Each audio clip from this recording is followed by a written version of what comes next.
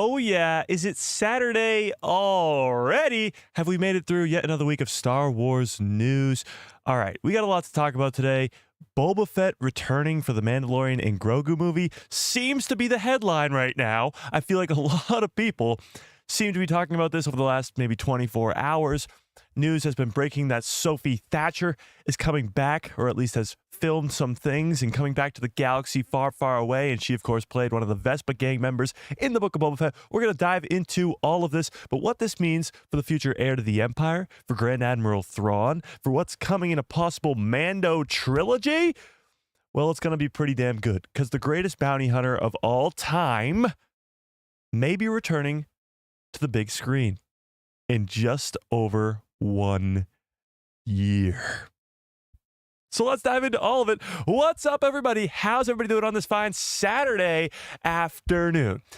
I know you see Boba Fett, you get hyped up, bringing him back to the big screen for the first time in 43 years. It's going to be pretty damn cool if this is true. Again, what we're talking about today is just a rumor, as it usually is, because it's not a fact until we see Tamara Morrison walk out on screen at Star Wars Celebration when they're like, Boba Fett's going to be in the Mandalorian and Grogu movie.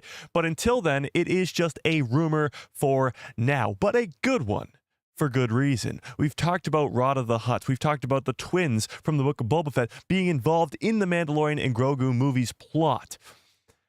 It's not that hard to draw a connecting line to Boba Fett and his connection to this story.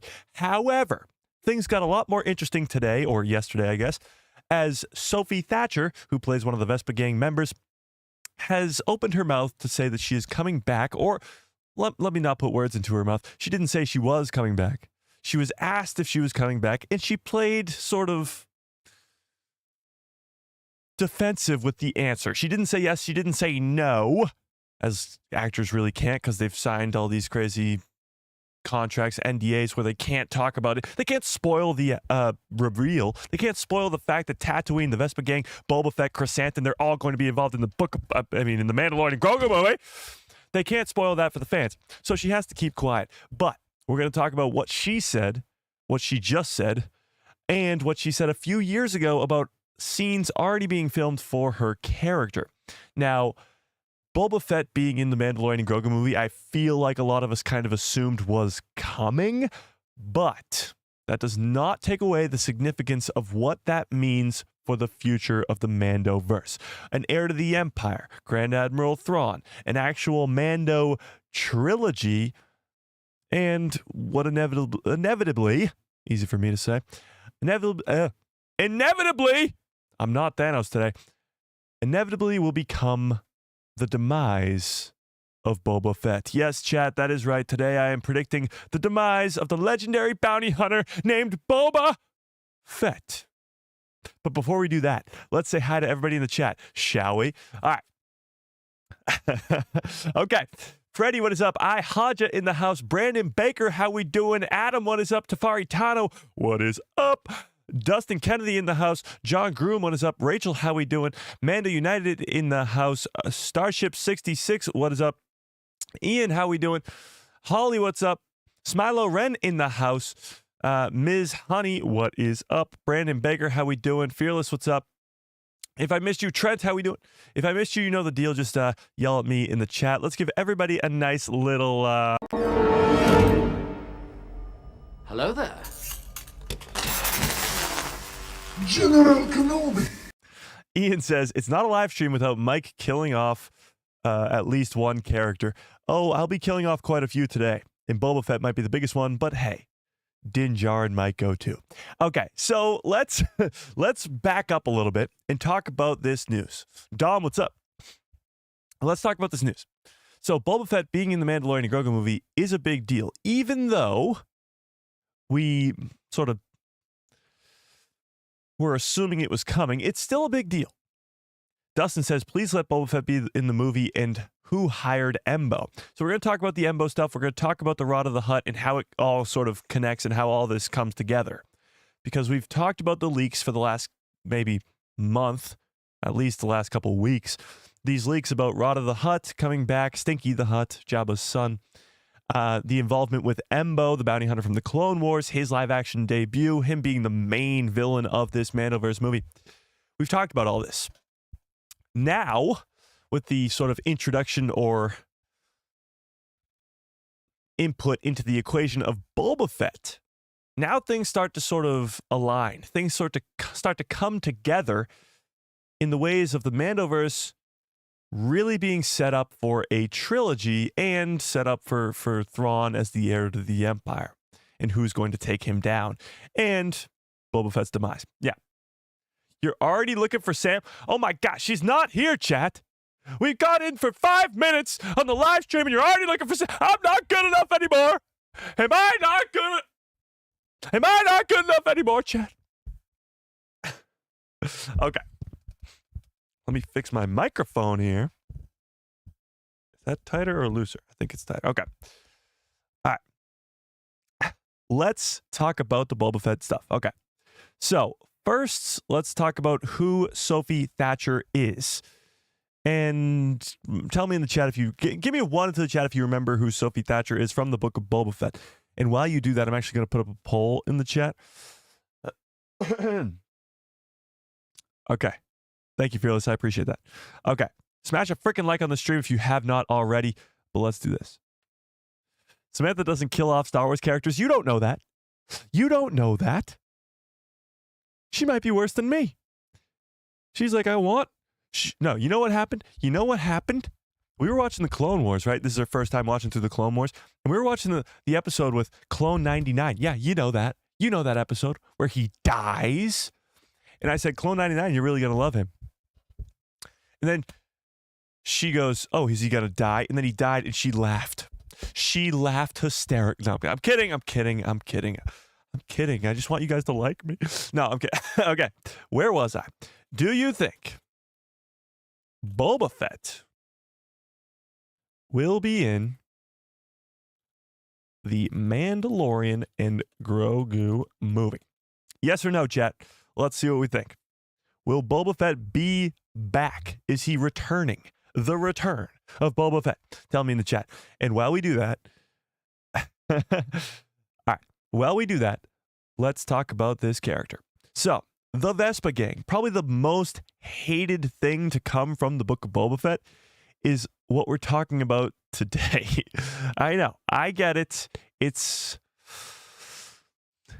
frustrating to say the least. I feel as though Boba Fett would have been a completely different show if these characters didn't exist. Because when you go back and watch this show, it's amazing. You have some of the best episodes we've ever seen from Star Wars television. From The Desert Comes a Stranger comes to mind. Even the episode before that with Din getting his N1 starfighter is fantastic. Even the finale is really, really good. But there's just that in-between area. Yes, the stuff with the Tusken Raiders is cool. Him learning to become a family man and all that stuff. It's cool. But in between all that, you have these characters. And they feel so out of place on Tatooine. Just in general, they feel out of place. If they were on Coruscant, maybe not. Like, they would make sense on Coruscant. And I'm sure that they're going to be Vespa gangs on Coruscant somewhere down the line.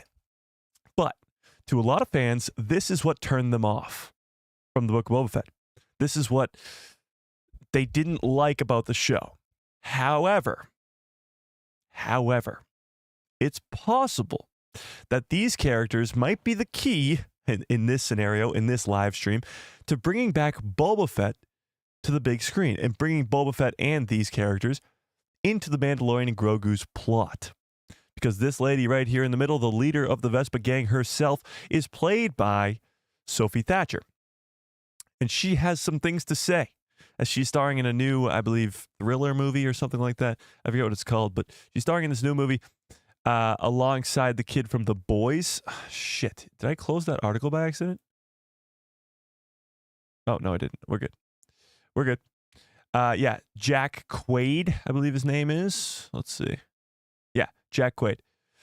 So, the movie is called Companion, starring Jack Quaid and Sophie Thatcher. And they are talking about the blend of comedy and horror. What the hell is this movie? It's a sci-fi thriller with comedy and horror. I don't know anything about this movie, but we're going to talk about it. Okay? We're going to talk about it. But first, let's go to the older article. So there's an article from 2022. Shortly after the Book of Boba Fett aired, Sophie Thatcher gave an update as to whether or not we will ever see her character again. If you don't remember how the Book of Boba Fett ended, well, the finale ends with obviously the great showdown between Boba Fett and Cad Bane. It's this sort of master and apprentice. The apprentice kills the master. It's like the rule of two going on here with bounty hunters. But Cad Bane sort of taught Boba Fett everything he knew for the most part, with the help of Aurra Sing and all that stuff. But he takes down Cad Bane. Is Cad Bane dead? I don't know. Tell me in the chat. But Cad Bane gets taken down, and they save Mos Espa from the Pike Syndicate. And now Boba Fett rules over Mos Espa and the majority, I guess, of Tatooine. So the good guys win. Rarely ever do we see the good guys win. In Skeleton Crew, they won. And that's about it. No, they win sometimes. But having said that, the good guys win. The Vespa Gang, Chrysanthemum, Fennec Shand, Boba Fett, they all now rule over Tatooine for the most part. We'll get to Cobb Vanth in a little bit and how I think he's going to tie into all this. But right now, the good guys win. Cad Bane lives. Do we really think Cad Bane's still alive, chat? Chat? Do you think Cad Bane is still alive?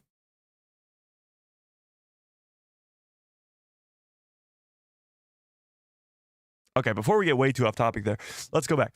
So the ending of the show is a happy ending. And now Boba Fett and the Vespa Gang and Chrysanthemum and Fennec Shand, they can rule over Tatooine for years to come. Forever. For the rest of time. They can rule happily ever after. Nope, that doesn't happen in Star Wars because they'll be dragged back into the equation when it comes to the Mandalorian and Grogu movie. But back in 2022, we got this from Sophie Thatcher. Boba Fett's Sophie Thatcher hints at a character's future return. And yes, look at the publishing date, 2022. 2022. So we're talking 3 years ago. But let's read this. Sophie Thatcher hints at her character in the Book of Boba Fett will be sticking around and appearing in more Star Wars projects. It's been a busy week for Sophie Thatcher as her hit series Yellow Jackets wrapped up season 1 to critical acclaim, and many wondered what is in store for a second season. Just 5 days before the premiere of Yellow Jackets season finale, Thatcher makes her first appearance in the Book of Boba Fett as Drash. Drash? Sure. Drash, the leader of a rebellious speeder bike gang known as the Vespa Gang, with cybernetic enhancements. The introduction to Drash and the speeder bike gang has generated a great deal of controversy. I feel like as time passes, we forget how controversial, I guess, for lack of a better word, a lot of these Disney Plus Star Wars shows have been. Like, you only remember the good things after time has passed. It's the same conversation with the Clone Wars or the prequel trilogy. Now the prequel trilogy is so beloved in the Star Wars fandom. Everybody loves it for the most part. Everyone is a broad statement, but most people really, really enjoy the prequel trilogy. When it was released, that was not the case. The same thing with the Clone Wars, the same thing with the Book of Boba Fett, the same thing with Andor, the same thing. It's over and over and over again. History repeats itself. It's like poetry, it rhymes. But the majority of people now don't think of the Vespa Gang when you think of the Book of Boba Fett. I certainly don't. It's the last thing I think about. I think about From the Desert Comes a Stranger. I think about Luke training Grogu. I think about Boba Fett and his journey that he went through with the Tusken Raiders and crawling out of the Sarlacc pit, and now he's the ruler of Tatooine and what that means for the future of this heir to the Empire stuff. But when it happened, the introduction of this Vespa Gang was quite controversial. And with some fans in favor of the character as an homage to George Lucas's earlier film, American Graffiti. That's sort of what it was supposed to do. It was very colorful. I can't speak English today, chat. Colorful cars. Try saying that 10 times fast. Colorful cars. Colorful cars. Colorful cars. Colorful cars. Colorful cars. Colorful cars. Colorful cars. Colorful cars. Colorful cars. It's impossible. But George Lucas made a movie called American Graffiti, which actually had Harrison Ford in it. And it had very colorful, how you say, cars. And that's sort of what the Vespa Gang was supposed to make fans think of, and it didn't really come through very well. We'll put it that way. In other fans saying that the characters' colorful bikes stand out way too much in the Star Wars universe, particularly on Tatooine. Working closely with Boba Fett to defend him, yes, Boba Fett, from Black Chrysanthemum and chasing down the mayor of Mos Espa's Major Domo, of course, Drash has become a key member of Boba Fett's gang and will likely be a bigger player as the series moves forward. This released actually during the release of the show, so this was only their first appearance. But this was an interview with The Hollywood Reporter as Thatcher talks about her time filming with the Book of Boba Fett and has this to say. A lot of it was on a backlot in the scenes in the upcoming episodes that were filmed in the volume. The cutting-edge technology made famous by The Mandalorian. The volume is still used today on all these different projects. But in referencing that, she realizes she let it slip that her character will be sticking around for a bit. Thatcher was unable to give further details, however, as Lucasfilm wants to keep whatever they have planned next, obviously, a secret. So she had to say this. Most of that was in the back lot. I have something else in the volume, but I don't know how much I can say. You can assume my character might be in more stuff. Yeah, I don't disappear. I don't even know if I'm allowed to say that. So she's not just talking about future episodes of the Book of Boba Fett here. She's talking about future projects, future stuff in the Star Wars galaxy. I'm sure while the Book of Boba Fett was being filmed, a lot of these characters and actors were asking questions, or not even asking questions, but being told by Jon Favreau, by Dave Filoni, that their characters will have a future in Star Wars. We're talking 2022. At this point of the Book of Boba Fett, the plan moving forward for what's going on in the Mandoverse was pretty much planned out. Yes, some things changed here and there, but this is already after the firing of Gina Carano. This is already after the Mandalorian Season 1 and Season 2 success. This is what's the Book of Boba Fett and the future projects of Disney Plus are going to look like for Star Wars content, where these characters' stories are going to continue. And I'm sure they told Sophie Thatcher and the rest of the Vespa crew that they will be returning in future projects. Possibly even movies. Now, this interview was from 3 years ago. And of course, this just keeps on going forever and forever. But what she has to say today sort of backs this up or gives fans more hope 3 years later. So let's see what she has to say about this. So this is what the interview with John Quaid and Sophie Thatcher about their new, I guess, comedy, horror, sci-fi thriller movie. Yeah. But let's cut to the good stuff here. Okay. Thatcher and Quaid pair geeked out not only over their mutual love for horror and comedy, but also Star Wars. When we asked Thatcher if there was a possibility that she'd be reprising her role as the other partially robot chick that she played, Drash, in the Book of Boba Fett, her response was, yeah. Star Wars is a crazy world to be in. I just can't go on Reddit. That's it. So obviously this Reddit line is, of course, because she will get absolutely crapped on all across social media because her character and the Vespa Gang in particular were not very loved amongst the Star Wars fans. But having said that, the first part of this is far more important. Her response to whether or not she'll be back in Star Wars is yeah. Not really no.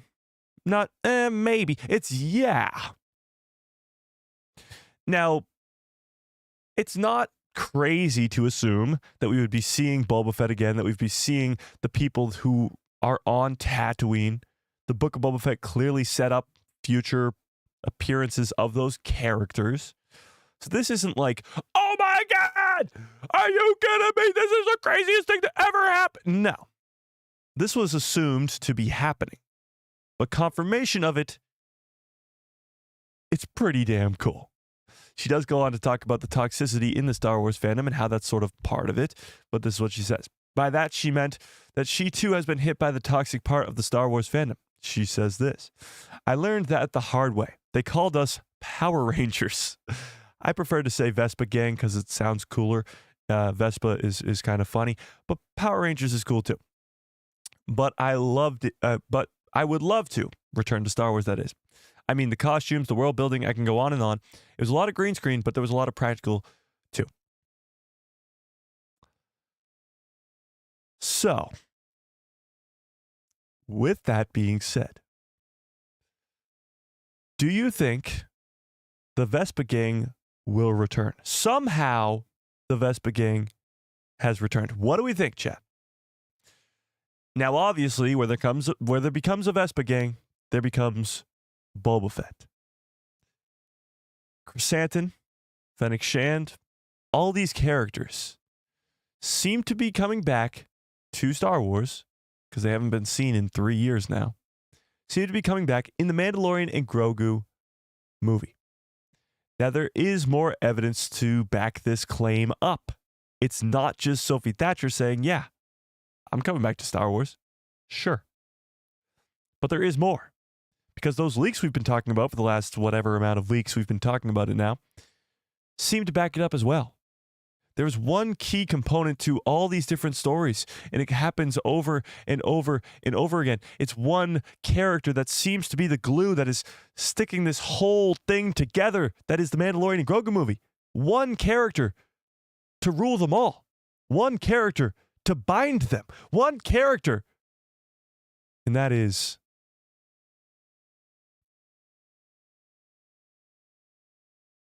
any guesses, chat? Any guesses on who this character I'm about to show you is? With that great introduction of who this is, do we know who it is, chat? One character to rule them all, and in the darkness bind them? Grogu? No. Not Grogu.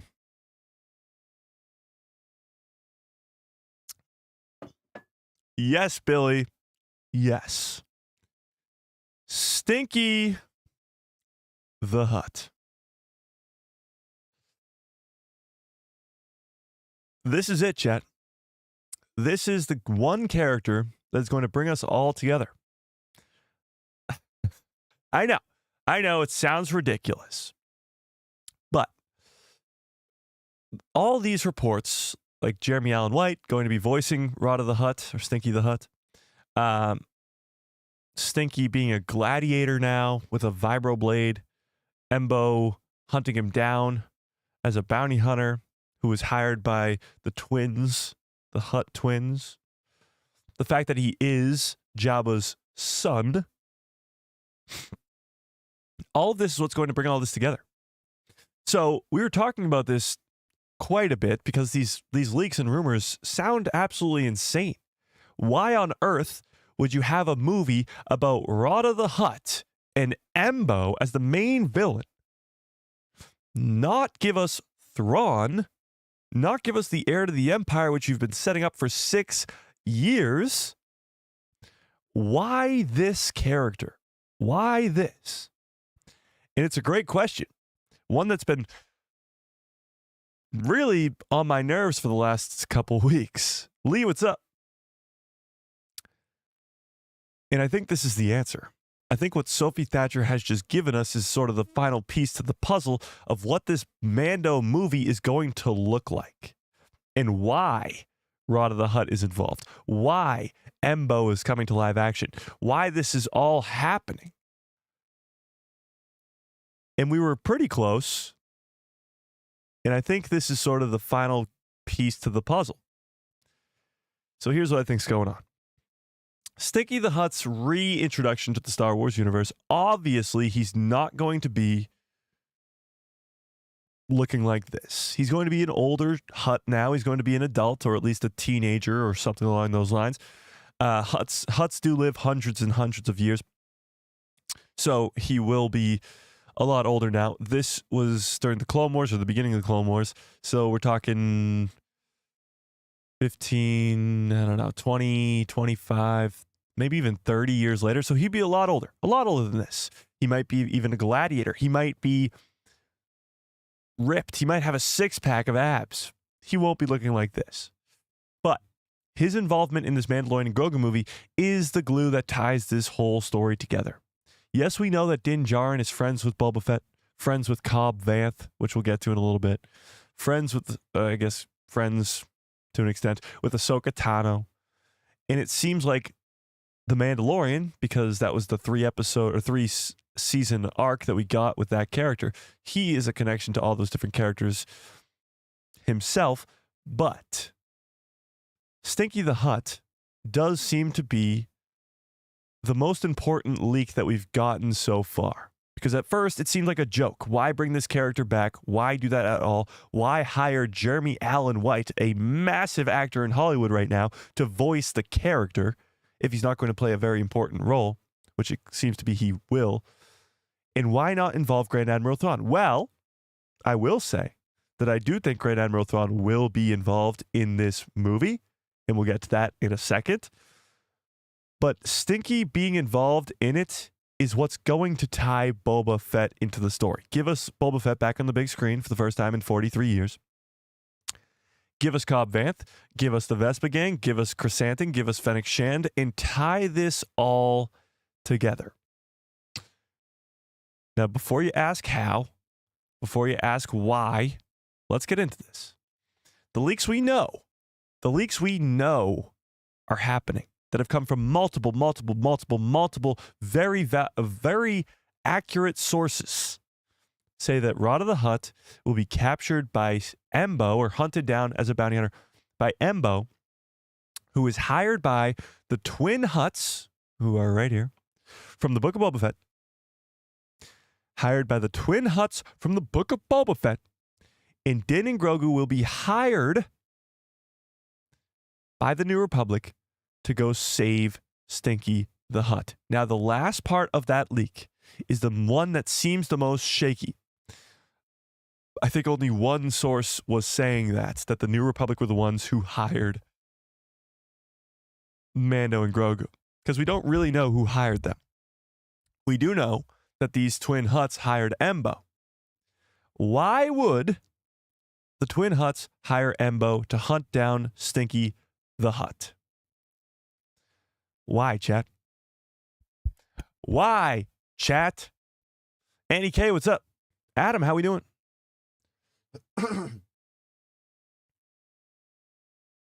Let's put our thinking caps on, chat. And let's figure this one out. Justin says it's predictable at this point. It seems to be predictable at this point. It seems like we're getting all the pieces now, finally, together. Yes. But I will say, Justin, that the back half of this movie is not at all. The Galactic Cantina says it just feels like they're remaking the Clone Wars movie. I agree with you, or I did agree with you to an extent, but I don't anymore. When those leaks first came out about Stinky, when we learned that Stinky was going to be in it and Embo was going to be the main villain, and it was just going to be Din and Grogu being hired to save Stinky the Hutt, it does sound like the exact same plot as the Clone Wars, but now I don't think it is. Like I mentioned in a live stream maybe a few weeks ago, I think this is how this is going to go. The beginning of the Mandalorian and Grogu movie will be about this story. Will be about Stinky the Hutt, Din and Grogu having to go save him from Embo and the twin Hutts and all that. But that's just a catalyst. That's just a Kickstarter to get us into this world, establish Din and Grogu as characters in movies, because some fans only watch the movies. They know that. Some fans don't even know who Din and Grogu are, because some Star Wars normie fans only watch Star Wars movies, not the shows. So they got to establish Din and Grogu right away on a current mission in the middle of the action, and that mission is saving Stinky the Hutt from Embo. So this is, like I mentioned, sort of like the beginning of Return of the Jedi, in a way. The beginning of Return of the Jedi is about 30 minutes to an hour of saving Han from Jabba. That's not the main plot of the movie. I guess it's a part of the plot, but it's not the main plot. The main plot is the Death Star 2, killing Palpatine, the redemption of Vader, the Ewoks, Endor, the Battle of Endor. But the beginning of the movie is still saving Han. It's still killing Jabba. It's still Tatooine. And I think that's what we're seeing here from all these leaks and from what Sophie Thatcher is saying here. This whole first half hour to an hour of this Mando and Grogu movie is to establish Din and Grogu, bring them back together with their good pal Boba Fett on Tatooine, and save Stinky the Hutt. Stinky the Hutt is only the catalyst to bring Boba back to Star Wars fans. Establish that he is the ruler of Tatooine, and that Boba Fett is friends with Din and Grogu. The fact that Embo is being hired by the twin Hutts from the Book of Boba Fett clearly establishes that there's some sort of power struggle going on with the Hutts and with Boba Fett for Tatooine. Tatooine's a very, very important place in the Outer Rim for trading and all that stuff. We see the importance of it in the Book of Boba Fett and in The Mandalorian. Spice runs through it like crazy. You see the train from the Tusken Raider episodes of the Book of Boba Fett. You see even the Pikes going through Freetown with Cobb Vanth having to kill them because they don't let Spice run through Freetown. So clearly Tatooine's very, very important. Jabba ruled it for years and years and years. And now Boba Fett does, and the Hutts probably aren't going to be very excited about that. So the entire first half of this Mandalorian and Grogu movie looks to be the criminal underworld of Star Wars. The Hutts, the other syndicates, and seeing what's going on with the power struggle of the underworld of Star Wars, which sounds awesome. Bounty hunters, freaking gladiator fights with Hutts. Like, that sounds awesome. But the real reason we're there, the real reason this Mandalorian and Grogu movie is happening, what they've been setting up for 6 years, is the heir to the Empire, is Grand Admiral Thrawn. And that's what I think this movie truly is going to be about. Yes, all that cool stuff at the beginning is going to be like Boba Fett's death, Jabba the Hutt's death, the Sarlacc scene with Luke going all badass with his new green lightsaber and flipping and kicking and doing all this cool stuff. That's fun and all, but that's not the main plot of the movie. And that's what I think we're seeing here with Stinky the Hutt, with the Vespa Gang, with the Twin Hutts, with Boba Fett's return. It's all just that catalyst to kickstart the movie, to reintroduce Boba Fett, to introduce Grogu and Din to the normie fans that only watch the movie. It'll give us the Vespa Gang. It'll give us Rada the Hutt. It'll maybe don't see them, but it will at least allude to these guys. The underworld of Star Wars. And honestly, what's to stop a Star Destroyer to just jump into the atmosphere of Tatooine, and you show up as Grand Admiral Thrawn has come to take over Tatooine or take over Mandalore? Like, this all might just be a catalyst to introduce Boba Fett, but the main threat is still looming large over the galaxy. This threat that was established in Ahsoka, Grand Admiral Thrawn returning to Dathomir with this whole army of Night Sisters, is the main threat. And I truly believe that this is going to be fleshed out, or at least done correctly, hopefully, with the Mandalorian and Grogu movie, and not just a movie about Stinky the Hutt again. Not just a retelling, a remake, as you guys put it, of the Clone Wars movie. Into that I say, let's fucking go. Are you kidding me? This is where the fun begins. All these leaks have gotten fans so like, what the hell's going on with this Mandalorian and Grogu movie? Is it really going to just be about Stinky the Hutt again? And maybe it will, but not the entire thing. We still have the teaser trailer that gave us snow troopers, gave us a possible planet that looks like Hoth, gave us AT-AT walkers. The remnant of the Empire is everywhere in that trailer. Zeb Orrelios is in that trailer with a Razor Crest. So how does that and these leaks come together? Well, it only makes sense if they're all going to be set up in the same story. The first half of the movie is all about this Rod of the Hutt stuff.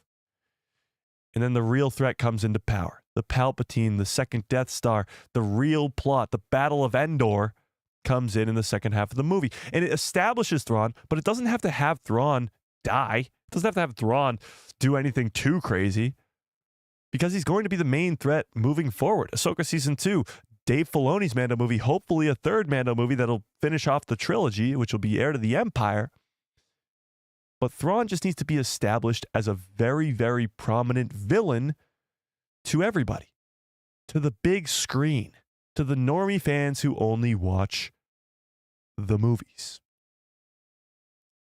So with all of that being said, what do we think of this Mandalorian and Grogu movie? Do you think that Thrawn will be in the movie? After all that being said, what do we think? Don't worry about it, Adam. I appreciate it. And I'll work on that. iHodges says Thrawn won't be in the Mandalorian and Grogu movie. He will be set up as the big bad. Okay, but I think he should be at least in it. Just even if for one scene. Like, you can establish his dominance in with the remnant of the Empire growing large. You can have murmurs going around of this heir to the Empire returning. Mando and Grogu, they left off in Mando Season 3 with the New Republic. So now, if the New Republic knows that Thrawn's returned, because they do, Ezra came back at the end of Ahsoka and told Hera that Thrawn has returned. So the New Republic knows that Thrawn is somewhere out there. So Din and Grogu are working with the New Republic. They're probably going to have some idea of this as well. Yeah. Qui-Gon's Ghost says, I'm sticking with my original thoughts that Ezra will be replacing Luke for the Heir to the Empire story. Honestly, I could see that happening too. I don't know if they're going to involve the original trio. I really don't. I have no idea. Yes, we've seen Luke already. We've had the opportunity to see Leia once already. Instead, they sent C-3PO out there. So it's like, are they going to go big, or are they going to go home? Is this truly... This is where the fun begins. And are they going to give us Luke, Leia, and Han? Or are they not? I don't know. A lot is up for debate right now on whether or not they're going to go the route of the real Heir to the Empire story. Obviously bringing in that Legends story into canon with different variations, but still the main characters of Luke, Leia, and Han. But I don't know. I don't know. Okay, let's pull this up because you guys seem to be divided on this. So let's see. By the way, do you think that Boba Fett will be in the Mandalorian and Grogu movie? 85% of you said yes. And I agree. I literally could not agree with you more. Oh my God, super chats are flooding in right now. What the hell? Holy crap. I'll get to the super chats in just 1 second. I got to put up this poll. Do you think Thrawn will be in Mandalorian and Grogu? My God, I can't type either. Movie. Yes or no? Will the Grand Admiral finally make his way to the big screen? Here's the deal, chat. It seems like a no-brainer to me. And maybe I'm wrong, but it seems like an absolute no-brainer. Why would you set up Thrawn for 6 years and not have him be the big bad of the movies? It doesn't make sense. Ezra is proof that Thrawn is back. Yes, that is true, but there's still probably some people in that Galactic Senate that still don't believe it. I mean, think about the guy. What's the guy's name from Star Wars Resistance? The kid's dad, Senator something. He was not going to believe any sort of evidence that Thrawn was going to return, except for seeing Thrawn himself face to face, which would be awesome. I mean, if Thrawn came back and went face to face with that guy and just stabbed him in the chest, it'd be cool. I mean, come on. Yeah, Ziono, that was his name. Yeah. He was a douche. All right, let's... sorry. Darth Plagueis lives with a very generous $5 holla. I appreciate that, Darth Plagueis. I really, really do. Says they must be setting up Thrawn. Why else would they do all this stuff from the Book of Boba Fett to the Mandalorian Season 3? Exactly. You've been setting up Thrawn for 6 years. Ahsoka obviously brings in Thrawn. He brings it back to the main Star Wars galaxy on Dathomir with Night Sisters. That's an easy one. But like you said, the Book of Boba Fett setting up Boba as the new ruler of Tatooine, and Mando Season 3 setting up the Shadow Council with Project Necromancer and with Thrawn as the heir to the Empire. There are multiple things going on in the background with the remnant of the Empire. They have the First Order brewing with Project Necromancer and Snoke and Palpatine's return. But they also have people who believe in Thrawn. They believe in Thrawn as the heir to the Empire in his return. They also, some that believe in Moff Gideon. Moff Gideon and his cloning projects on Mandalore, which we are quickly figuring out were kind of just his own side project. Like Moff Gideon was kind of doing his own thing. He was a rogue, I guess, in the remnant of the Empire. He wanted power, but he really didn't get it. So it seems like there's two splits, or one big split, I guess. And that is Thrawn in the heir to the Empire and bringing back Palpatine from the dead. So the people who are more like, ooh, the Sith are real. Magic exists. Ooh, the Force is a real thing. Ooh, magic. Those people are probably siding with Project Necromancer, siding with the whole Palpatine can return. And then the people who are like, the Force, really? Sith? Jedi? You want to rely on a guy who can go, ooh, look at this thing float up in the air. Me. No. We're going with the Grand Admiral. We're bringing back the big blue meanie, the heir to the Empire. So there's two sort of sides of it, and that's probably not going to be a good thing when the heroes are full force and the bad guys are not. But yeah, that seems to be what's going on. And I absolutely agree with you, Darth Plagueis. Why would they set up all this stuff for 6 years and not pay it off in the movie? It makes literally 0 sense. Zip. Nada. So, I don't know. I agree with you. And I appreciate the super chat. I really, really do. Super chats, memberships keep the lights on over here. Oh, and let me not forget, we have a members only, the first ever members only live stream tomorrow. We are kicking off with a watch party of Andor Season 1 to get hyped up for Andor Season 2. That'll be a lot of fun. That happens tomorrow at 3 p.m. Eastern Standard Time. So watch over that members only stream. If you are not yet a member, becoming a member is probably the best way to support the channel other than just watching and liking the stuff that we do. But becoming a member, you get all these different things, members only live streams, members only Discord. You get that cool badge next to your name. Like it's awesome. I appreciate it. So yeah, please become a member. We have a members only watch party tomorrow. Okay. Mind of Lucas with a very generous $10 holla. Holy crap, I appreciate that quite a bit. Says, the Mandalorian and Grogu movie will release before Ahsoka Season 2. So we won't see Thrawn in the Mandalorian and Grogu movie. He will show up in Dave Filoni's Mandoverse movie that releases after Ahsoka Season 2. Although I agree with a lot of this statement, I don't agree fully. Okay? And here's why. I think, yes, Thrawn will play a big role in the Mandalorian and Grogu movie. In Dave Filoni's movie. And in Ahsoka Season 2. Maybe not as much. I think Ahsoka Season 2 will focus more so on Ahsoka and Abeloth and Peridia and maybe the Mortis God flashback, if we can really get that, and stuff like that. But I think just because the Mandalorian and Grogu movie comes out before Ahsoka Season 2 does not necessarily mean that we won't be getting Thrawn. Yeah. So I will say maybe Thrawn's not that involved with the events of the Mandalorian and Grogu movie, but they have to allude to him or at least show him so that we know who's pulling the strings from behind the scenes. Does that make sense? So I don't think Thrawn's role in the Mandalorian and Grogu movie will be that prominent physically. Like, he won't be there all the time, but what he's doing will be. His pull on the entire plot of the movie will be felt and seen as whispers are going around that the heir to the Empire has returned. Like if Din finally goes back to Tatooine and meets up with Boba Fett again, and the first thing he says to him is, have you heard? Have you heard about this big blue meanie? And maybe even Boba knows about Thrawn because Boba was around at that time. That'd be pretty wild. Yeah. That'd be pretty cool.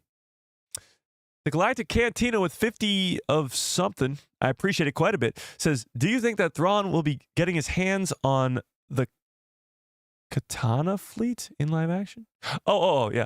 I'm going to say no. And here's why. I think, obviously, Thrawn's backstory and Thrawn's real reason for becoming the heir to the Empire has to be prominent in the canon version. I just don't think they're going to go fully down that route. Think about it this way. They've already set up Thrawn so much in canon with Star Wars Rebels, with Ahsoka, and now hopefully with this heir to the Empire. But they have yet to ever once mention the fact of his people, where he comes from, and all that stuff. I mean, the Chiss just aren't around in Star Wars. Will they become something? Maybe. But I don't know. Yeah. I just don't know. But will he get his hands on that fleet? Maybe. I'm going to lean more towards no, but maybe. And I appreciate the super chat. I really, really do. Oh, John Groom with the very generous $20 holla. Holy crap, John. I appreciate that quite a bit. Says, I think Embo will end up teaming up with Mando. Interesting. And that we will somehow, he gets his pardon from Mon Mothma. Can I have an impression of Tech's final words before he falls? Yes, but in a second. I don't think he'll get a pardon from Mon Mothma. I think that's a little extreme there. But him teaming up with Embo, I could see bringing in a character as specific as Embo from the Clone Wars, just to bring him in as a live-action variation. It doesn't make sense at all to me. It just doesn't make sense. Unless you're going to do some more cool stuff like that. Like more bounty hunters. We've been expecting Bosk for years now. We've been expecting Zuckuss, Forloom, whatever you want to call him. IG-11. Like we've been, or 88. We've been expecting all these characters, these OG bounty hunters, for a long time. And we haven't gotten any of them. Maybe Embo is the start of seeing more of them. I'd like that. I'd like it quite a bit. Wow, I'm actually shocked by this poll. 75% of you guys think that Thrawn will be in this Mandalorian and Grogu movie? Interesting. I thought more of you would have disagreed, but hey, what are we going to do? What are we going to do? But I appreciate the super chats, guys. I really, really do. They're very, very, very generous. Mike, do you think that we could see Ventress in Thrawn's movie, or at least the Ahsoka show? Here's the deal. Oh, I forgot to do my tech impression. Sorry, let me do that first. Let me talk about Ventress while I pull it up, though. Okay, so Ventress was brought back in the Bad Batch Season 3. Obviously, for a reason. Like, there's no reason to bring back Ventress, bring her back from the dead, if you're not going to use her more. So will Ventress eventually come to live action? Maybe. But there's 2 new animated shows in the offing at Lucasfilm right now that could possibly be announced at Star Wars Celebration. So I just found this tech video. So is she going to play a big role in either of those animated shows? Maybe. But her coming to live action would be awesome. I mean, her relationship with Ahsoka is longer than long from the Clone Wars. So her showing up in Ahsoka Season 2 would make a lot of sense. But showing up in anything else, I don't know. There'd have to be an explanation and a necessity for it. Yeah. But let's watch this tech death, shall we? Somebody posted something about the Bad Batch Season 3 and how the ending, how good the ending was today. I saw it online. The Bad Batch is extremely underrated. I think it's going to remain underrated because, much like Rebels, it's not really important characters, let's say, for the greater Star Wars story. But let's watch this. Let's just watch Tech die again. Why not? Don't you do it, Tech.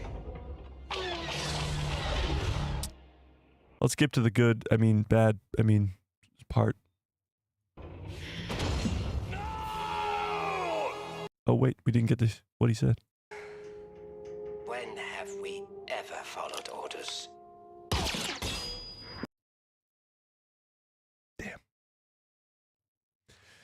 Damn! Let me hear it one more time. When have we ever followed orders? When? Hang on. When have we ever followed orders? That's terrible. I don't know how to do a good D. Bradley Baker. Hang on. When have we ever followed orders? You got a weird little accent there. When have we ever When have we ever followed orders? followed orders? Orders. Orders. Got that? Orders.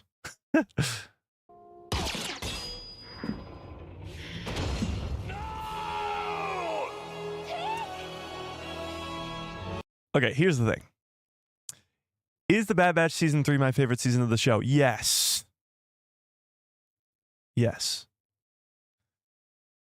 Is the premiere of Season 1, that sort of 1 hour and a half episode with Kane and Jarrus, Order 66, is that probably one of the best episodes of the show? Yes. This might be the best episode. And Season 2 is my least favorite. Nah. Okay, they're all good seasons, but I think Season 2 or Season 1, they're very close to each other. Season 3 is way ahead. But this scene in this episode in particular. Okay, I'm already seeing the chat saying that Tech's still alive. Tech is dead. Season 3 confirmed it. Yes, we were all thinking that he could have been under the mask as the clone assassin. Never happened. We got Marrocked again. He's gone. No body. Oh my God. Why would they?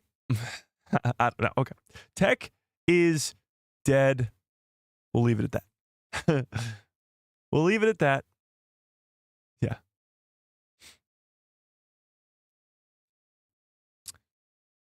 Peter with a very generous $2 holla, but it's been deleted. I appreciate it.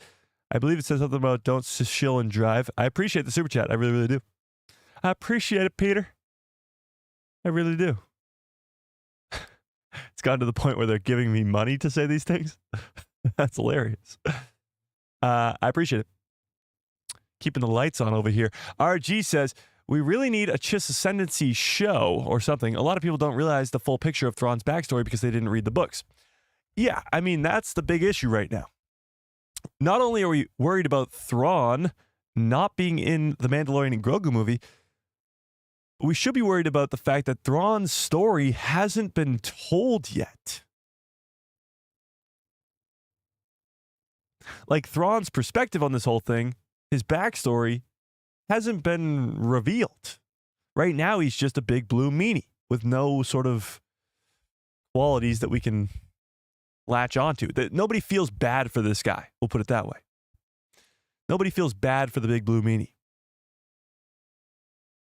At least not yet. Yeah. Tech is dead. Yes, he is. R.I.P. Tech. All right. For Tech, can we get some good cups full of orders in the chat, please? Just for Tech. Okay? Today's good cups full of orders is in memory of Tech. No body. There is no body, but they found his glasses. He's not in season 3. They're all old now. He's dead. Okay, here's the deal. We thought Echo was dead for a long, long time. He ends up coming back in the Book of Boba. Book of Boba Fett. He ends up coming back in the Bad Batch or in the Clone Wars season 7. So could Tech eventually maybe come back? Yeah, but no, he's dead. He's dead. He is dead. Yeah. Yes. So here's how I think about, going back to Grand Admiral Thrawn, here's how I think about Thrawn in what's moving forward, what's going down with Grand Admiral Thrawn. It's possible that Dave Filoni's movie is the second in a Mando trilogy. Now, hear me out. I've talked about this before, but the greatness that is Infinity War and Endgame, Avengers Infinity War and Avengers Endgame, the genius of those two movies is that the first one, which is arguably better than the second one, the first one is almost an origin story or a standalone Thanos film where the Avengers are just there. They're trying to stop him from his real goal. So it's almost just Thanos' film. It's his movie. It's his 2.5-hour epic story. So what if the Mandalorian and Grogu movie sets up Grand Admiral Thrawn, not in the ways of like he's there a lot, but he's pulling the strings. He is maybe even seen at the end of the movie, possibly chopping off Boba Fett's head. What? No. He's seen in the movie, pulling the strings, setting up the heir to the Empire. And then Dave Filoni's movie is all about Thrawn. It's just Thrawn's movie.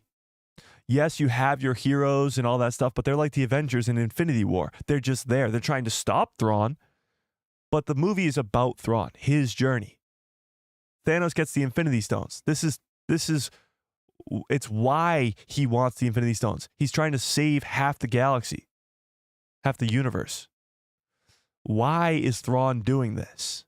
Thrawn's intentions. Now, here's the cool part about this. If that's truly the case, and then the third movie is Avengers Endgame, it's when all the heroes come together. It's Boba Fett, it's Ahsoka, it's Din Djarin, it's Grogu, it's Luke, it's Leia, it's Han, it's Cobb Vanth, it's everybody back together to fight against Thrawn in the third movie of the trilogy.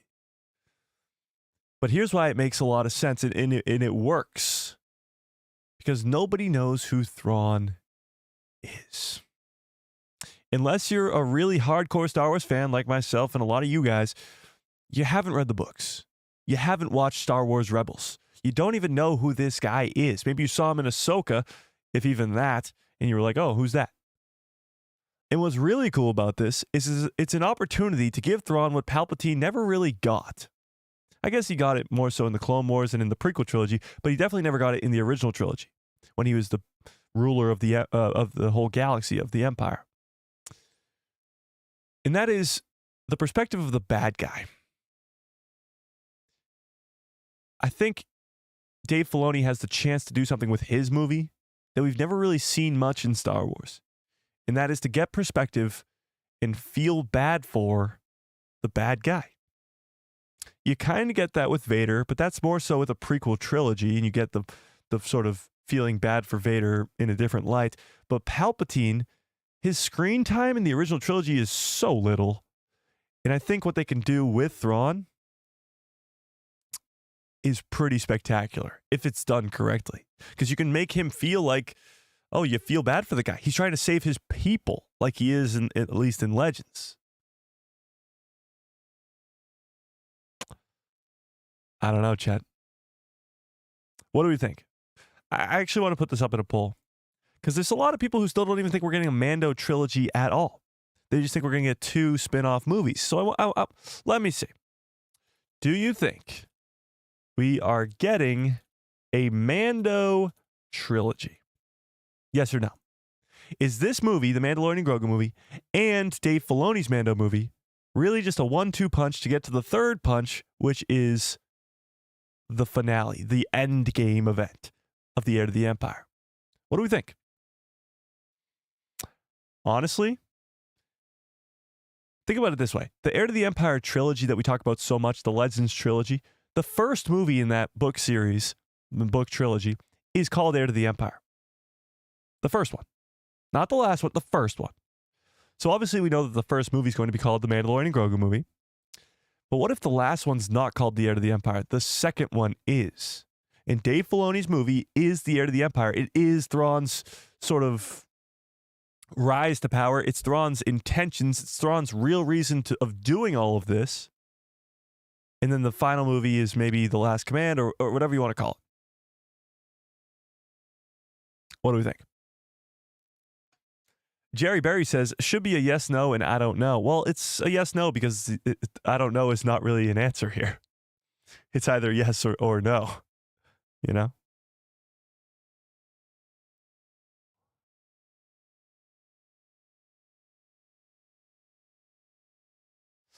Yeah. Sorry. I just got a text from Samantha. Should we, do you guys want me to text her back hi from chat? Sorry. Ralph says, we don't need to know Thrawn. We didn't know Vader in A New Hope. True, Ralph, but we don't want to just recreate what's already happened. To tell a new story and to tell it in a different way, to establish a new villain in a different way, would be what I just explained. It would be, yes, we didn't need to know about Palpatine. We didn't need to know about Vader. We eventually found out about him, but we didn't know about them at the time during the original trilogy. But to tell the same story over again, how about give the villain more perspective? Give the villain some more, I guess, fans feeling for them. There were literally fans who watched Infinity War and were like, maybe as a joke, maybe not, saying hashtag Thanos was right. Text back, Sam. Hi, Sam. Okay, I'll text her back. I'll text her back. Chat says hi. Let's see what her response is. Okay. Imagine if Tony Gilroy directed a darker live-action Clone Wars story that has not been told yet with Rex, Anakin, Ahsoka, Obi-Wan, etc. That'd be cool. I think I really hope Tony Gilroy sticks around Star Wars after Andor Season 2 ends. But yeah, I guess we'll have to wait and see. Thanos needs to sort the infiltree stones. Hilarious. The Night Sisters before he can do anything in Star Wars. Well, here's the thing. It's been, what, a year now? Over a year and a half-ish since Ahsoka ended. So Thrawn, in real time, I guess, has been back for about a year and a half. There's another year until this Mandalorian and Grogu movie happens. So we're talking about at least 2 years of real time in the real world. We don't know how long in Star Wars world. The only project that takes place in between them would be Skeleton Crew. So at least a good while has gone by in between Ahsoka and the Mandalorian and Grogu movie. So Thrawn has had some time to set up his Night Sister army and set up his base on Dathomir and regroup with the remnant of the Empire. But yeah, he's probably still in the early workings of that. He's probably still figuring it out. And that's sort of where we'll see him, or if we see him, in the Mandalorian and Grogu movie. His rise to power is just beginning. So the Mandalorian and Grogu movie's first half of the movie, focusing on Rada the Hutt and Embo and the Hutts and the crime syndicates and Tatooine and Boba Fett, that'd be pretty awesome. Yeah. It'll be great. I got distracted, sorry. So it wouldn't have to involve Thrawn right away, and it would establish that he's not fully ready to attack anybody, I guess. It'd be crazy if the Mandalorian and Grogu movie ended with, like, Din and Grogu getting this message from the New Republic that somebody has attacked At-Atten. See, I still feel like At-Atten from Skeleton Crew is so important to the future of this story. Like, so insanely important. Yeah.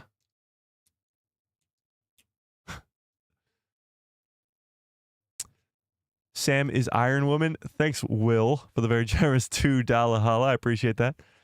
Is Sam Iron Woman? I don't know. Let's ask her.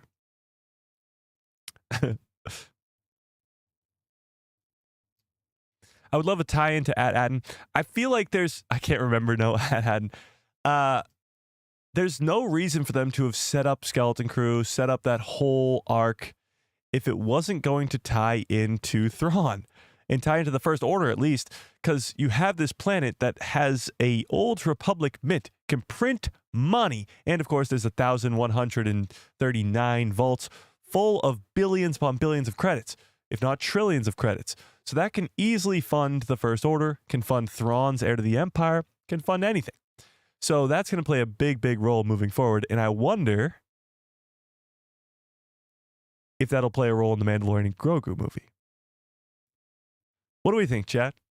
Are the events of Skeleton Crew going to play a part in the Mandalorian and Grogu? What do we think? Brent says, do we think that the Hutts are seeking revenge by killing Luke, Leia, or Han and Boba because of Jabba's death? I don't know, actually. Would the Hutts really care that much? I don't know. Yeah.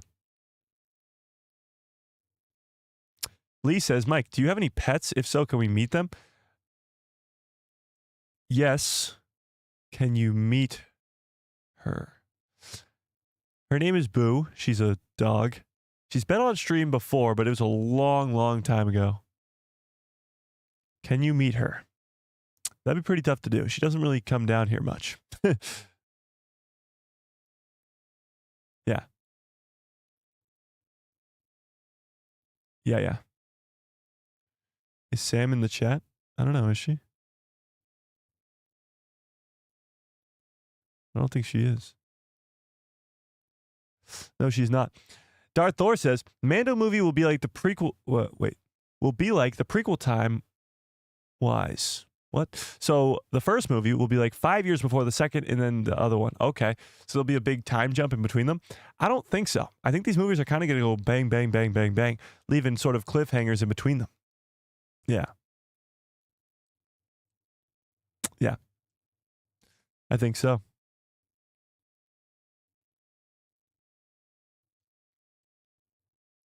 Please, let's meet Boo. I'd have to go upstairs and get her, though. Yeah. Is your dog a big dog? I mean, define big. I wonder if we will see Atten in the Acolyte season 2. Well, I doubt that. I seriously doubt that. Surely Hera will be talking to Mon Mothma upon Ezra's return. Yeah, well, Mon Mothma already sort of believed Hera that Thrawn would return. She wasn't the problem. It was the other senators that didn't believe them, because Hera had too much of a personal connection to the whole situation with Ezra and stuff, so they didn't believe her. But Thrawn's return is clearly there already, and now they're going to get caught with a surprise attack from Grand Admiral Thrawn. But here's the thing. You got a few things going around. One, Coruscant is no longer the capital of the New Republic by the time of the sequel trilogy. So something has to happen there. Now, I don't know if it's a canon story or not. I think it is, actually. But I'm not too sure. But there is a canon story or a legend story, I'm not too sure, of why they switch planets and when it switches. But a super chat to see Boo. All right, I'll go get her. While I go get the dog, don't leave, first of all. And second of all, tell me in the chat. Will we see Thrawn go to Coruscant at any point in this Heir to the Empire stuff? Will he go take over Coruscant? Tell me what you think, and I'll go get her.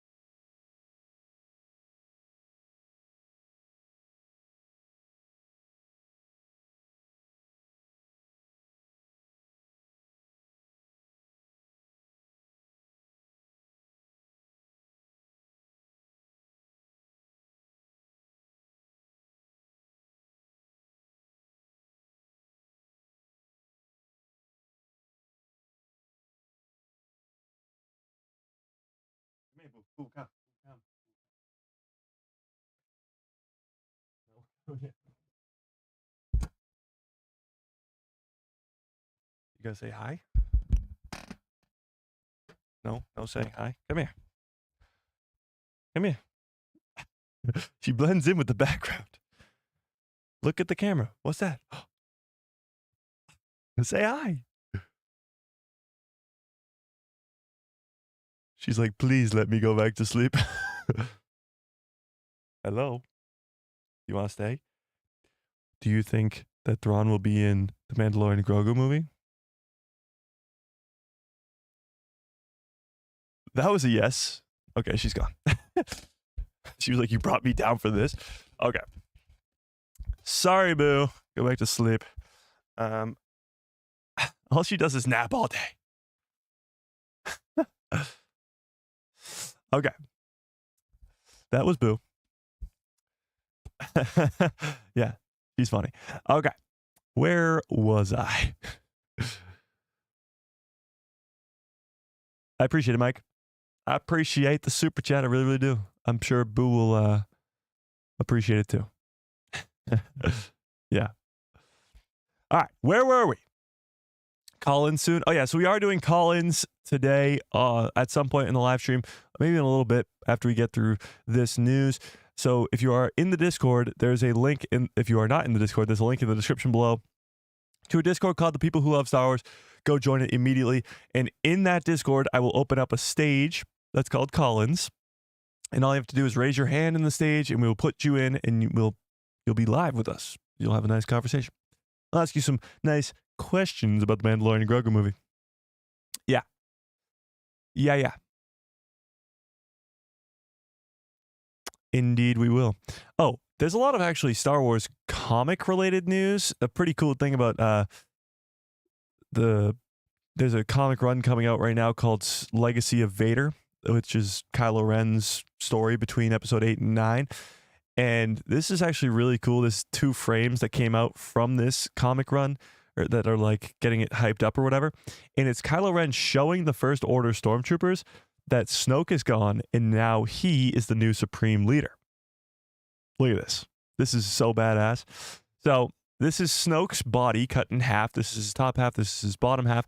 These are stormtroopers looking up at it. And it says, see what your enemies have done to Snoke. He is dead. Snoke is dead. The Resistance killed him. Obviously, we know that that's not the case. Kylo Ren killed him. I am Kylo Ren. I am your supreme leader. This is the end. As you can see, the body floating up there in 2 pieces. And then he throws him into space and said, this is the beginning. I will bring us to glory. And everybody cheers. So for those people who are wondering what happened to Snoke's body, seems like it's floating around space somewhere. Seems like it's just floating around out in space somewhere. But this is pretty cool. I mean, this is how Kylo Ren becomes Supreme Leader, and this is probably happens moments after the events of The Last Jedi, which is pretty cool. This comic comes out February 5th, so in a couple days. So, yeah. I thought it was cool. I thought it was pretty cool, but that's just me. Yeah. All right, where were we here? Should we start up the call-in thing? I'll start up the call-in thing, and if it'll take some time for people to filter in anyway. So I'll open up the stage in the Discord right now. Start a stage. Call-ins. And you just got to come into that stage, raise your hand, and we will get you on in here, ask you a couple questions about the Mandalorian and Grogu movie and stuff like that. And then we'll go from there. Okay.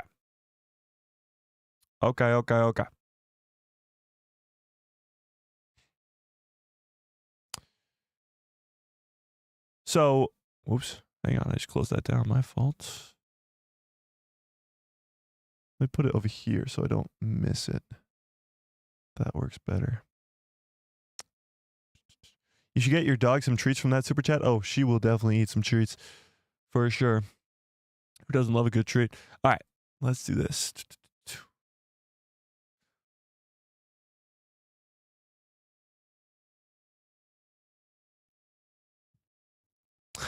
Don't worry about it, Holly.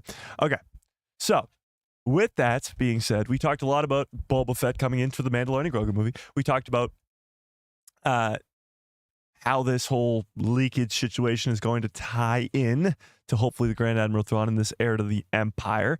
But we haven't really talked about much on this Ahsoka Season 2. We'll get to Andor Season 2, but Ahsoka Season 2 and how that's going to be affected by the events of the Mandalorian and Grogu movie. Because here's the deal. Ahsoka ended off setting up Grand Admiral Thrawn perfectly as the heir to the Empire. Fantastic. But we didn't get to see sort of what Ahsoka Season 2 is going to look like. Yes, we got Baylan Skoll standing on the Mortis Gods, and will it just solely be about Abeloth, or will there be some sort of main Star Wars galaxy connection? Because in Ahsoka Season 1, we only got where Ahsoka was. We got Ahsoka in the main galaxy, and then we got Ahsoka in the faraway galaxy. Are they going to tell a story about Ahsoka Tano with Abeloth, with the Mortis Gods, with all that stuff, and also tell a story about the main galaxy with Thrawn? Or is it just going to be about Ahsoka? What do we think? What do we think? How do you feel about Kylo Ren's comic where he hunts down Order 66 survivors and confirms the death of Watto? I've heard he only hunts down one Order 66 survivor, and it's important to the story, but I have not seen that. And the death of Watto is cool. It's sort of an unanswered question, and the fact that Vader gets to be the one who kills him is pretty dang cool. Yeah, that is pretty cool. Yeah. Oh, Cobb Vanth. Yeah, we didn't talk about Cobb Vanth. Oh, Star Wars Jedi Podcast, what's up? So, again, I mentioned this last stream, but I'll mention it again. If you have not checked out our podcast yet, you got to go check out Star Wars Jedi Podcast. And myself, Ron, Nick, and I sat down and had this awesome conversation about Star Wars, of course. Let me paste the link in this chat again here. Oh, whoops. Not what I meant to do. Share. Yeah.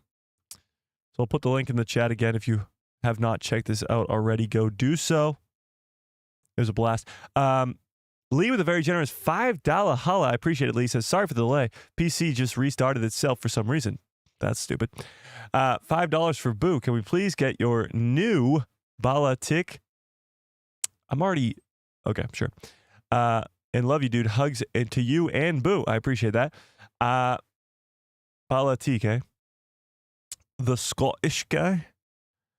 Han Solo. See if I can do it just off the bat. Kanji Club. What does he say? Something about Kanji Club? I don't know. I'm going to have to look it up. Balatik. It's literally in my search history because I looked this up so much. We know each other. The question is how much longer will we know each other? Not long.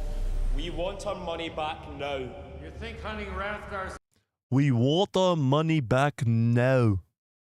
is cheap? I spent Hang on, let me go back here. fatigue. What's the problem? The problem is we loaned you 50,000 for this job. Can you see them? The problem is we loaned you 50,000 for this job. No. I heard you also borrowed 50,000 from Kanja Club. I heard you also borrowed 50,000 from Kanji Club. Okay, I appreciate it, Lee. I know that's your favorite impression of all time, but yeah. Yeah. True. Justin says, will we be on camera or is it just our voices being heard? No, it's just your voice. It's just your voice. It's through Discord, so it's only your voice. Yeah, you can't be on camera.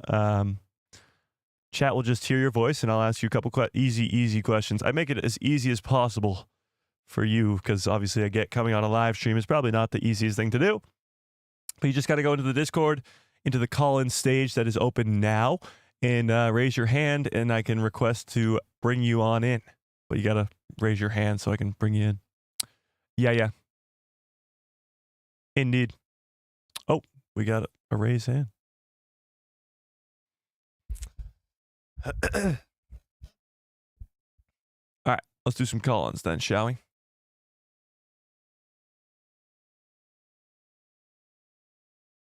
Thrawn kills, you got to accept that. So I invited you, you got to accept the invite. Oh, hello? Thrawn kill. Hello? It says you're muted right now on my end.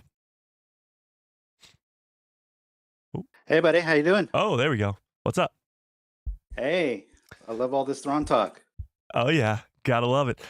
So first, let's start there then. Do you think that Grand Admiral Thrawn will be in the Mandalorian and Grogu movie? If he's not in with the scene, he'll be mentioned by name for sure. Okay, so at least a mention, at least. I think so too. You got to set up, I mean, they've been setting it up for all this time. Why wouldn't you? Now, what is your take on the whole leak situation with Rada the Hutt and Embo and all that stuff?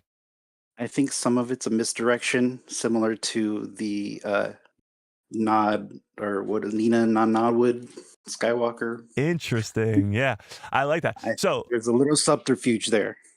Interesting. I like that. Well, so Nina Nodwood obviously became a big deal by the end of Skeleton Crew because it felt like we were going to see a backstory for Jod. And on Google Cast, it just so happened that this character existed. So that would be kind of wild. This would be like a real crazy misdirect because there's so many different very reliable sources talking about these leaks. So it would be wild if it wasn't true. Well, we figure if you get enough people talking about what you're leaking right now, then if you're actually, it's like a magician's trick. You're having them look at one hand, and then with the other hand, you're doing what you really want to do behind the scenes. Yeah, that's true. Honestly, what I think it is yes, some of it will probably be true, but they're almost leaking out the stuff that's not so important so that the secrets remain even more secret. You know? Yeah, and now it could also be too that the reason that they're leaking some of this stuff is because yes, they want to admit beforehand that they're somewhat copying the Clone Wars movie and taking a page out of it in order to do this. And so they're getting all that stuff for you to expect to see with Embo and the chase and Rhoda the Hutt right away. Yep. And then they can try to hit you with the rest of the movie. So it's like getting to see Infinity War, but then they finally hit you with Endgame at the end of it. Yeah, I could not agree with you more. I feel like they know, obviously, that their last two movies were Solo and last three movies were Solo, The Last Jedi, and Rise of Skywalker, which didn't go over well with fans, however you feel about it. But they know that they have to return to the theaters with a bang. And obviously bringing back Rada the Hutt with Jeremy Allen White being the voice of it is a good sort of look. Bringing back Embo, which is a character that people really liked in the Clone Wars, that stuff is really cool, but it's not really going to be the main plot of the movie. They just want to get people hyped up for it. I agree with you. Yeah, I believe so. I believe so because, look, with Skeleton Crew, they had a really great actor in Stephen Fry, and all he was reduced to was the voice of the robot. That's true too. Yeah, absolutely. So you get these big names, you get these big things to sort of just get people to come watch the thing, and hopefully, I think the Mandalorian and Grogu movie is going to be just a massive success that people don't even see coming. Because when you look at the Mandalorian's numbers from season 1, 2, and 3, they're so much higher than all the other shows. It's insane. So I think they really got a hit on their hands. But I want to ask you one more thing before I get you on out of here and get the next person in. And that is about the next upcoming project. And that is Andor Season 2. We haven't talked much Andor Season 2 today. But where's your hype level at for Andor Season 2? After having gone through Skeleton Crew and the previous debacles and whatnot, I'm kind of hyped for it because it's giving me a little bit more of meat on the bone. Yeah. For something that we've been kind of lacking for these last year and a half or so. True. And it's something to really kind of bite into. You can take a big chunk out of it. You can dissect it. You can cook it up another way, but it's still something good to talk about. Yeah, I agree. Well, you look at what you've actually, I'm going to take you on out of here on that and get the next person in. So I'll talk about that in a second. I appreciate you for coming on in and doing this calling. Hey, no problem, man. Thank you. You have a great show. Thank you. All right, let's get you on out of here. There we go. And I'll get the next person in a second, but let me touch on that for a second. Thrawn Kill brings up a great point. Andor Season 2 is like something we know is almost going to be good. We know it's going to be something that could be really good because we have something already, Andor Season 1, that shows us that they have the opportunity to make something great here. Andor Season 1 was great, so we know that Andor Season 2 is likely to be great. The last 3-4 Star Wars projects have been first seasons. They've been Ahsoka Season 1, Acolyte Season 1, Skeleton Crew Season 1. So you come in with that sort of trepidation of this could be bad. This could be real bad. But with Andor Season 2, you already have the prior knowledge of the first season being good. That's a good point. That's a great point. I never even thought about it that way. It's almost a guaranteed success, or at least more people are hyped up for it because they don't have the, oh shit, this might be terrible thing going on. All right, let's get the next person in. Hodja, let's get you on in here. I love doing these call-ins. It makes me it gets me to stop talking for a second. Hodja, what's up? Hello there. This is a C3PO hotline. How can I help you? Good afternoon, Mike. How's it going? All right, let's talk Mando and Grogu first, I guess, because that's been the conversation. Boba Fett is coming back. At least it seems that way. Do you think this could be, maybe not in the Mandalorian and Grogu movie itself, but it's setting up the end of Boba Fett? You mean as in like Boba dead? I mean as in like Boba dead. I don't think they will just yet. I think I think they're going to at least get 2, maybe 3 movies out of him, because Lucasfilm listened to the feedback and they listen to the fans. Not always in a good way, but people are crying out for seeing Boba like he was sort of like back in the day, a little bit like he was in Mando. I mean, when he gets fighting with Mando, it's amazing. It's really, really good and stuff like that. So I'm hoping Mando's going to be in danger, which will therefore bring out the bad guy in Boba, and I want these guys to have some antics for a little while, and I really, really want to have, because George Lucas years ago, he was like, he wanted to have like an Underworld series about, sort of like the bounty hunters and, what goes on in the darker side of the galaxy. And I think it's time that we had that. I agree. And I honestly think that's what this movie is going to be about. It's going to be the Underworld. It's going to be fast action bounty hunters more than anything, to get the mainstream audience used to Mando and Grogu and the fact that Boba's around again, and all this stuff, because that needs to be set up, for the mainstreamers. And I do think that Thrawn will be mentioned or have a presence, or there will be some sort of scenes intonating towards that. Yeah. But I think it's going to be more about bounty hunters, and I don't think Boba's going to die off just yet. I agree with you. I don't think Boba will die in this first movie, but his death is bound to happen. He's a lot older of a character. He's had this sort of historic, I guess, legend around him. So his death will be a meaningful one, obviously. But you brought up something while you were talking that kind of made me think of something I hadn't thought of before. Boba Fett in The Mandalorian Season 2 is so good, and people really, really loved him. But once he got his own show, they didn't. Now, a lot can go into that. Obviously, you have the fact that they changed his character quite a bit because he went through a near-death experience. But it's almost like Boba Fett works so much better as the side character. Like, he's the side character in the originals. He's the side character in the Book of Boba Fett. I mean, in The Mandalorian, and he's great. But in the Book of Boba Fett, he's the main character, and it almost doesn't work. So maybe in the Mandalorian and Grogu movie, he's the side character again, and he becomes the badass that we know and love. Yeah, I know what you mean. But I think Boba, I personally enjoyed the Book of Boba Fett. Me too, yeah. And stuff like that, and the journey that he went on, and sort of rediscovering himself. Because I'm one of my brothers nearly got killed like many, many years ago, and it was such a lot, and it completely changed his whole attitude to life and everything. He was like a different person. Yeah. And this does happen to people. So I think there's a few more layers to undo, but also, the one thing that will happen before Boba goes anywhere near a grave, old Grim Reaper Mike, is he needs to meet Omega. These two need to meet. That needs to happen. That's been set up for a reason, and I think that's going to happen later on in one of the films as we're building up towards the heir of the Empire and stuff like that. And him and Omega are just going to have some badass moments where they're just just kicking some butt big time.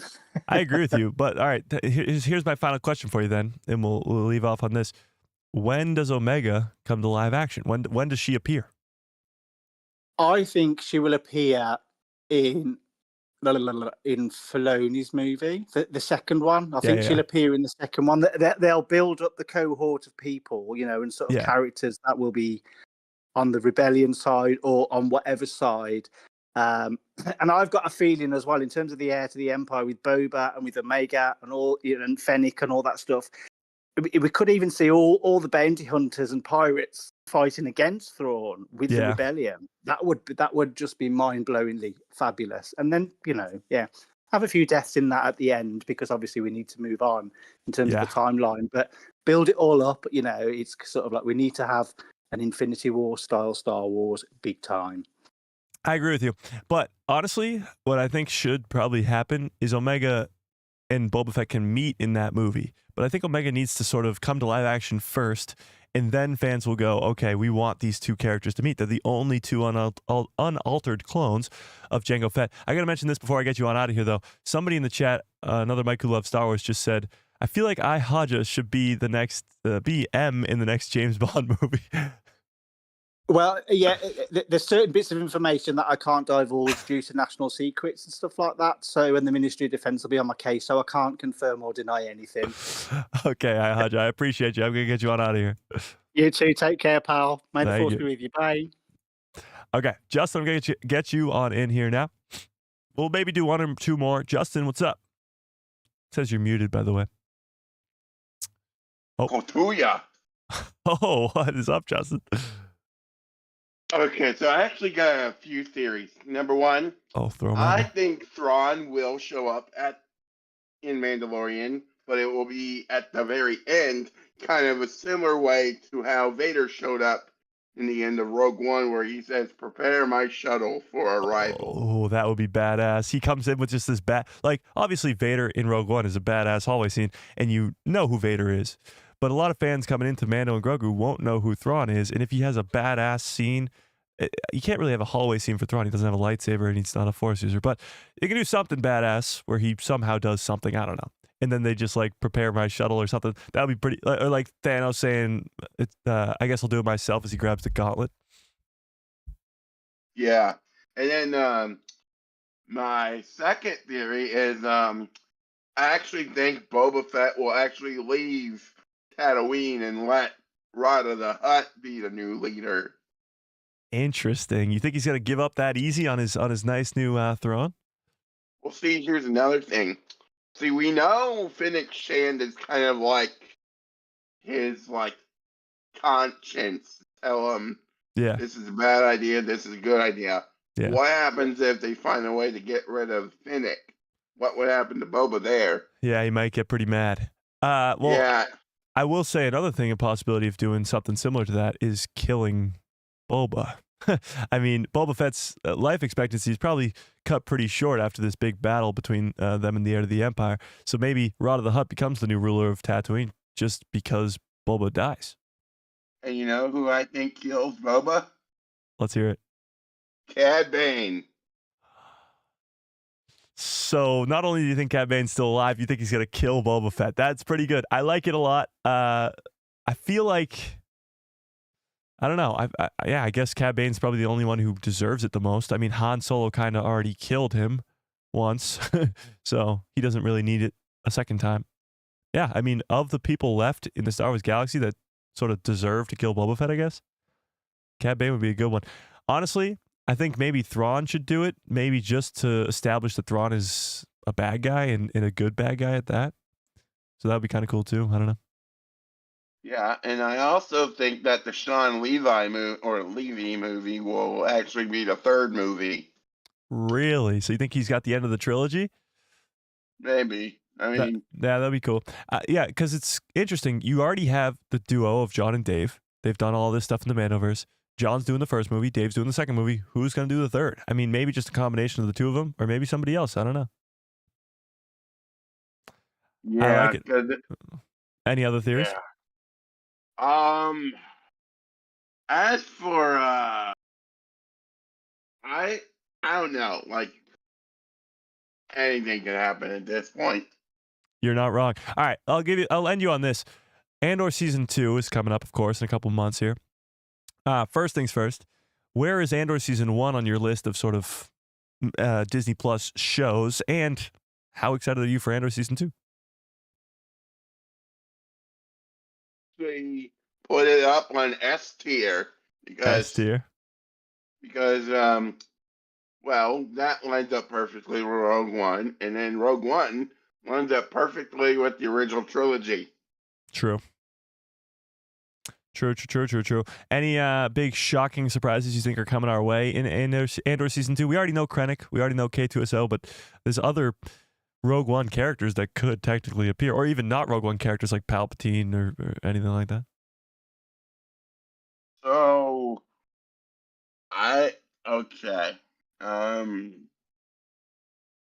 who do I think will appear? Honestly, I think I could see Bail Organa appearing. I was literally just gonna say that, I was just thinking that's a good one. And maybe Princess Leia, played by Carrie Fisher's daughter, because she looks identical. Like, yeah. I don't really see it, but a little CGI could work it. But I appreciate it, Justin. I'm going to get you on out of here and get the next person in. Yeah, man. And of course, be with you. You too. All right. I appreciate it, Justin. Yeah, Bail Organa, I was on the tip of my tongue. I was going to say it myself. It seems like he should be involved. He's in Rogue One. He's in the Kenobi show. Like, I mean, sure, Jimmy would love to come do it. All right. I've got Van Lava next, and then we'll get Brandon in, and then we'll maybe end the call-ins here. Van Lava, get you on in here. Oh, hello? Hello? Can you hear me? I can hear you. Hello? I can hear you. you. It's me, the Lowdown Show.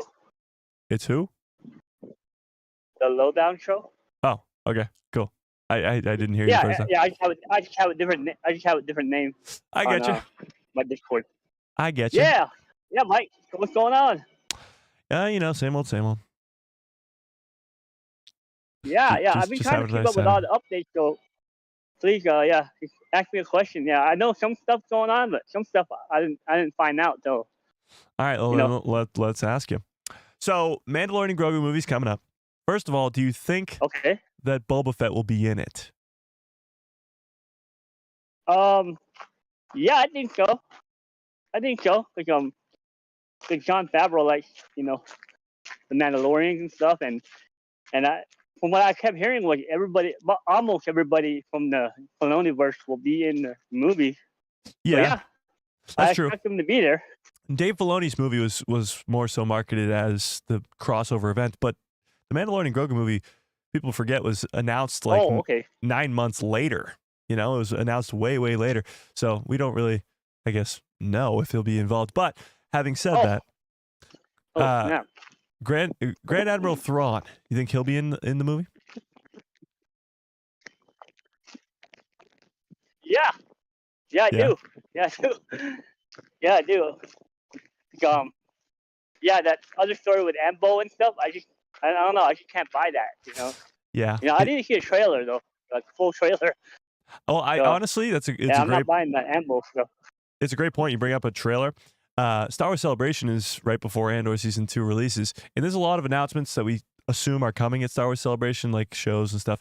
But a Mando trailer seems to be a no-brainer, at least a teaser trailer, because it's 1 year away from the release of the movie, and they already gave the people who were present at D23 a teaser.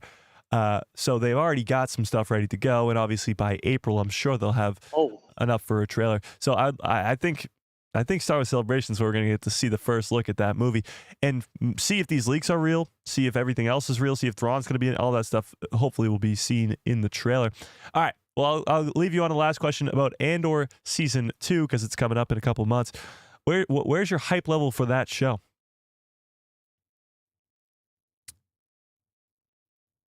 Yeah, my hype level is 10 plus because we finally got a Star Wars movie that TV show that is more than like 8 episodes. It's like 22 episodes, right? And at least they're 45 minutes long, right? So we got a lot to chew on. That's true. That's what I like. More Star Wars, the better. That is very, very true. All right, I appreciate it. Lowdown, I'm going to get you on out of here, and I'm going to get Brandon in here last. So yeah. Thank you. All right. Okay. All right. A little bit of a delay there, but that's fine. Andor Season 2 is going to be great because of like what he just said. I mean, it's finally a second season of something. It's something for us to sort of galvanized behind, hopefully, as a Star Wars fandom. But I guess only time will tell. There was those Andor fans that were talking all about Andor and all that stuff. All right, Brandon, you're going to be my last call on, Brandon. Let's get you on in here.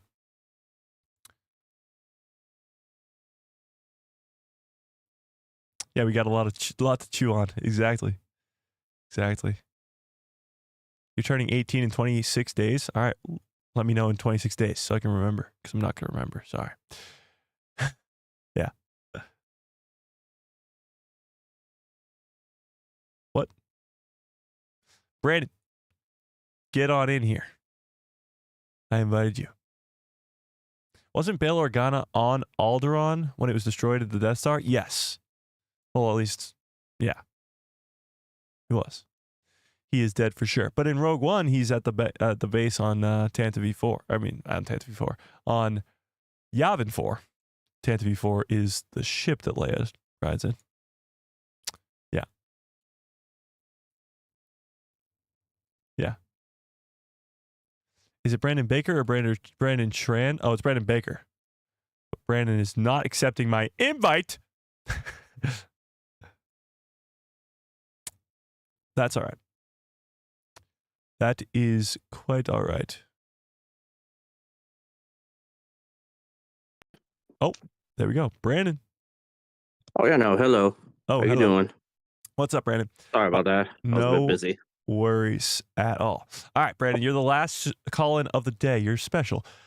So let's talk about, first of all, the book. Well, yes, Boba Fett, but the Mandalorian and Grogu movie. Do you think Boba Fett will be in the movie? To be honest, I've been thinking about it. I would say it's possible at this point. Maybe. Yeah. It seems like, obviously we haven't really talked about it much today, but you had the whole deal a couple of years ago with Tamara Morrison coming out on stage and like saying, oh, why wasn't I in the Mandalorian season 3 and all that stuff, like fans sort of galvanizing behind wanting more Boba. So I think Disney has seen that and are not going to leave him out of the next adventure, I think. That's definitely true. All right. With that, Grand Admiral Thrawn, the Big Blue Meanie, they've been setting this up for 6 years now. 6 years. Right. Yeah, 6 years. Yeah. I don't see a world where he's not in this movie, but some in the chat do. I mean, we have a lot of people. I think it was, 30-something% of people who didn't think he'd be in the movie. Do you think Grand Admiral Thrawn will be in this movie? I think he will be in the movie somehow. I would see probably like a brief mention of him. I would definitely say that for sure. I would definitely say that. I like it. All right, and last one, I'll get you on out of here after this. Andor season 2 is in a couple months here, and obviously there's not a lot of news, and I haven't asked anybody else this. I'm going to ask you first. Hey, go ahead. Yeah. I know, I'm ready for the question. When do you think we'll get the first trailer for this movie? I mean show, sorry, show. Oh no, it's all good. It's all good, Mike. I understand. But no. Feel like we could maybe get it like at least in about like a month or two, at least before. I could see it dropping like between either I could see it dropping probably in the middle of March, I would say. Maybe. I would just say that. Yeah, I like it. Middle of March. Yeah. I like it. Yeah. All right, Brandon, I appreciate you. I'm going to get you on out of here. Keep up the good work in the chat. Oh, yeah, thank you. Of course. All right, see you. I agree with him. I think the first trailer will come around March. I think we won't be getting it anytime soon. Honestly, it would be a shock to me if within the next couple of weeks we got a trailer. Here's the deal. A teaser trailer sometime within the next couple of weeks would be nice, but like the first official trailer, it's not going to come till at least a month or two before the show airs. In April is still very far away. Holly says Star Wars Celebration. Yeah, we'll get a trailer at Star Wars Celebration, but Star Wars Celebration is only 3 days before the show airs. So I think we'll get a lot more before then, but only time will tell. The Super Bowl, I don't know. I feel like they usually only do, I don't know. What was the last Star Wars show that they did a Super Bowl commercial for? The Mandalorian season 3? Or Ahsoka, maybe? I don't think they'll do one for Andor. I don't know why. I just don't think they will. I'd be nice to, but I don't think they will. The Super Bowl is a week from tomorrow, yeah. Yeah. Indeed. Or Valentine's for us fans. That'd be cool, okay? I'd like that. That'd be nice. All right, well, I appreciate all the call-ins. I'm going to end the call-in stage. What do we do, like 5 call-ins, something like that today? That was crazy. Most call-ins we've done in a long, long time. I appreciate it. I appreciate you all. Okay. Let me end this poll. So do you guys think The Mandalorian is getting a trilogy? Still only 68% of you guys say yes. There's still 31%, 32% of you guys holding out until then. I guess we'll have to wait and see. All right. But Boba Fett seems to be coming back in this Mandalorian and Grogu movie. At least from afar, it looks that way. Will Grand Admiral Thrawn be in it? Will all these sort of leaks come together? I guess only time will tell. Andor Season 2 is in a couple months. We have the first ever members-only live stream tomorrow at 3 p.m. Eastern Standard Time. Members-only watch party of Andor Episode 1, Season 1, maybe even Episode 2. We'll go 1 episode at a time for a little bit, but then we'll go to 2. So Season 1, Episode 1, watch party of Andor Season 1 tomorrow. Members only. If you are not yet a member, you can join on the link of any video that we have on this channel. Think about becoming a member and join those watch parties. So tomorrow at 3 p.m. Eastern Standard Time. Huge shout out today to all the very generous super chats. Lee, Another Mike Who Loves Star Wars, Will, John Groom, The Galactic Cantina, Mind of Lucas, Stars Plagueis Lives. I appreciate you. And until next time, smash a freaking like on this stream. Hit that subscribe. Hit that bell so you get notified every time I post a video. My pretty face show up in that recommended feed of yours. Boba Fett coming back to Star Wars, hopefully finally soon. And we'll see about that. But until then, I hope you have a great rest of your evening. Smash a freaking like on this stream, please. God. Smash a like on the stream. And may the Force be with you. Always.